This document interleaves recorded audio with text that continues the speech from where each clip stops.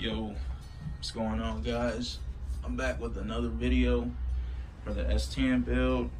I know it's been a minute, so Merry Christmas, Happy New Year. Last video I made was around Thanksgiving, so since then I've been able to pick up some more parts. As you can see, I actually picked up two new 66 millimeter CO2 wastegates from Precision. Shout out to Tim McCallum for getting me a pretty good deal on these. So those wastegates are actually pretty similar to the taller CO2 models. I mean, to the taller 66 millimeter Precision models. But since this one is solely dedicated to CO2, they have smaller canisters, so they're supposed to react pretty faster. But they actually package better too, because they're I want to say like an inch or two shorter than the other 66 millimeter models. But yeah, these are pretty good quality. I haven't managed to get these mounted up yet, but it'll be in this general area right here when I finally do cut the headers. So I don't know if I want to extend some stainless tubing off just to get a little bit more clearance, but it'll be in that area right there.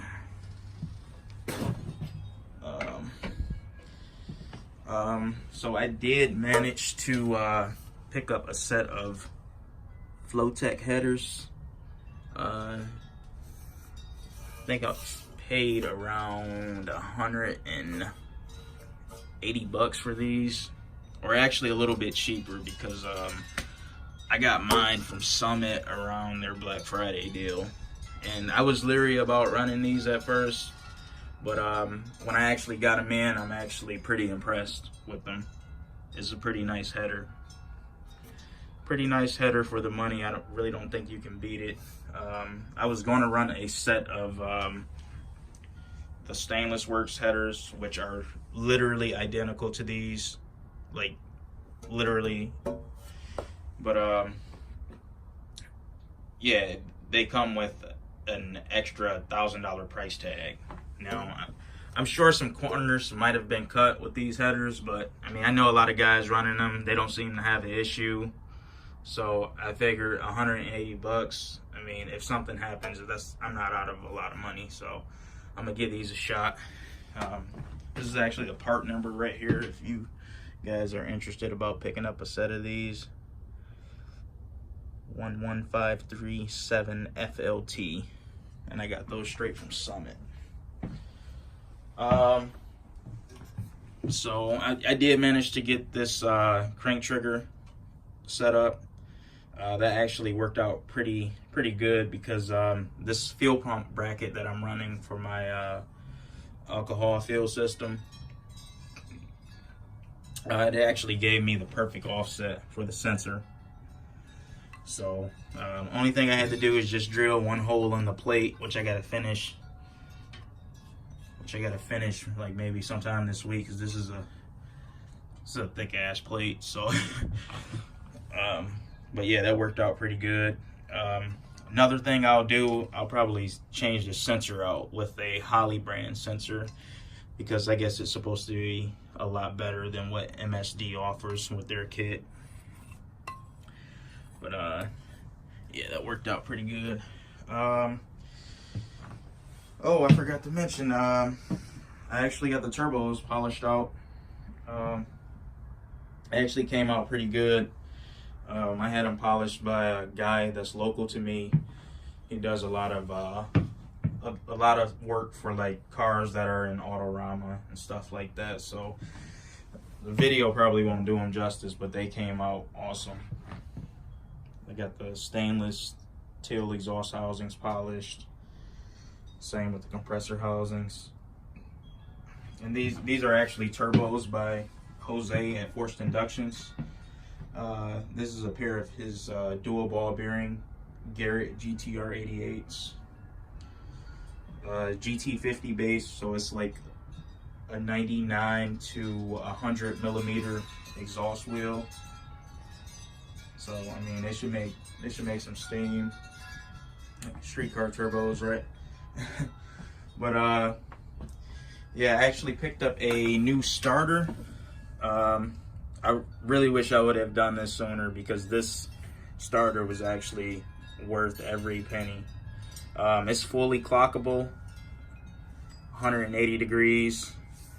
So guys with, you know, swaps and tight cars and stuff, this will probably work out pretty good for you. You know, you could put these terminals anywhere. I mean, I could have them facing the side, facing, you know, under, but it's and the crank RPM increase is pretty substantial too. So, I mean, I like it. I think it was worth the money.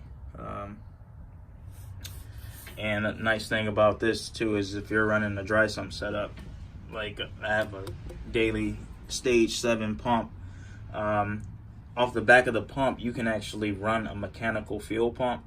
So that they add like a 3/8 or a 1/4 inch hex drive to drive the fuel pump. You actually have enough room to mount the fuel pump back here too, because you get, like, I want to say from the face of the starter to the back of the pump is probably about 3.5 to 4 inches. So that's like more than enough space to, you know, squeeze a fuel pump back here if if you're making enough power to warrant needing a mechanical fuel pump. So this is actually the trans setup right here. I know I mentioned it in the last video I made back in November, but I didn't have it out here. But this is actually a 180 straight cut gear set Reed case power glide.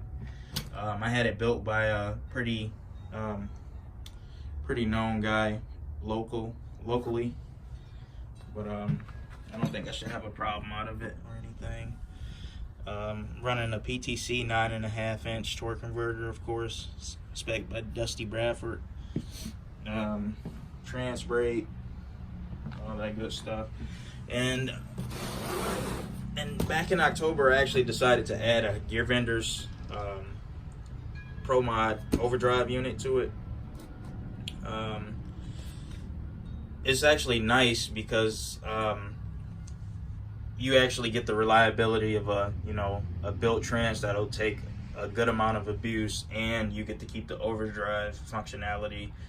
Usually, if you go to a Glide or a Turbo 400, that's one thing you got to live without, is not having that overdrive ratio. So it's nice having that unit, because you can still run a pretty numerically high gear like a 411 in my case, and still have respectable highway RPM.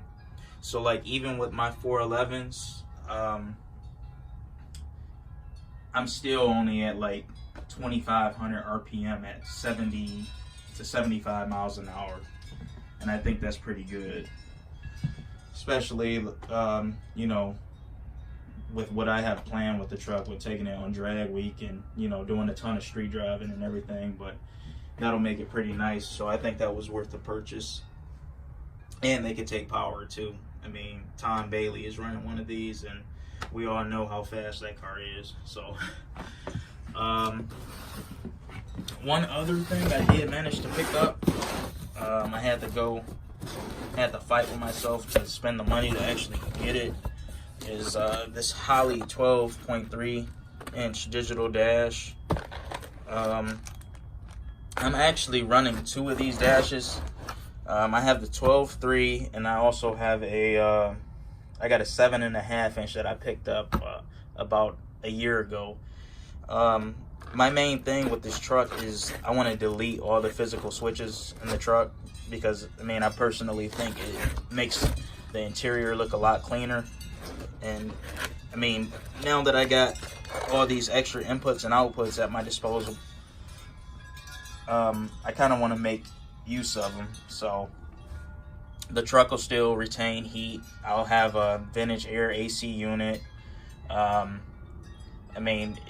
pretty much have all the creature comforts that comes in a OEM car that that you can buy off the lot today. So the nice thing about it is the virtual switch functionality. So I mean, whether it's 12-volt controlled or ground controlled, you'll be able to control everything with a touch of a virtual button. So I think that is pretty nice. I actually probably have to make a separate video detailing that, because that's video's worth of info, you know, in itself. So and then as far as that, I'm actually working with a local company, getting a billet intake manifold spec'd out. It's a newer company, but they're starting a performance division, and I mean, I'm local, so I figure I'll give them a shot. We're actually working on the design right now, but I mean, right off the bat, I can tell you it'll be a big plenum short runner design. So I mean, I plan on spinning this motor pretty high, probably 8,500 RPM. So hopefully we can get that going pretty soon. And the turbos I probably won't leave mounted like this. If you follow me on Instagram, you probably saw the picture I posted with the turbos and the grill, which is actually back there. I'm running the Truck 9 intercooled, but it'll have 2 fuel systems. So on the street, it'll be, you know, it'll run pretty much solely on E85, and then whenever I'm racing it or throwing like the cat's ass at it, power-wise, it'll be on M5 methanol. So, I mean, obviously having the turbos mounted in the grill right in the path of air, it'll help with, you know, ambient air intake, which I think will work pretty good in my case since it's not intercooled. But I actually think it looks pretty cooler like that too, so I'll probably stick with that design. I just mock these up just for the video. But yeah, as far as that though, I'm gonna try to keep you guys updated a little bit more frequently. I know like within the next 3 weeks or so, I should be picking up the 4-link for my truck. I'm having that built by Checkered Racing out in Indianapolis. So it's pretty much a 2x3 mandrel bent 4-link. It's already welded and everything. Everything's jig welded. I'll be running a Fab 9 Moser M9 housing. They'll be doing that for me too. I already got a 40 spline spool and 411 third member from Strange, so I'll have to get the 40 spline axles and the Strange Pro Race steel brakes. So I'll have that within the month of February at least. So I might actually make a video driving there, because I mean, I'm in Michigan and Indiana isn't that far away, and I just really don't want to get raped on shipping. So I just use that as an excuse to go on a road trip. But yeah, like I said, I'll try to keep you guys posted. I mean, obviously this stuff isn't cheap. I'm not made of money. But I do try to buy good parts when I can, even if it means, you know, saving up an extra week or two, or, you know, eating ramen noodles for 1 week. I mean, I think it's worth, you know, sacrificing to get the good stuff. I mean, especially when it has like a proven track record, you save yourself a lot of time and a lot of headache in the end run. So, but anyways, I'll catch you guys later.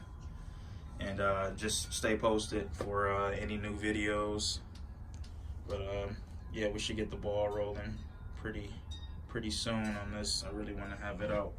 But peace.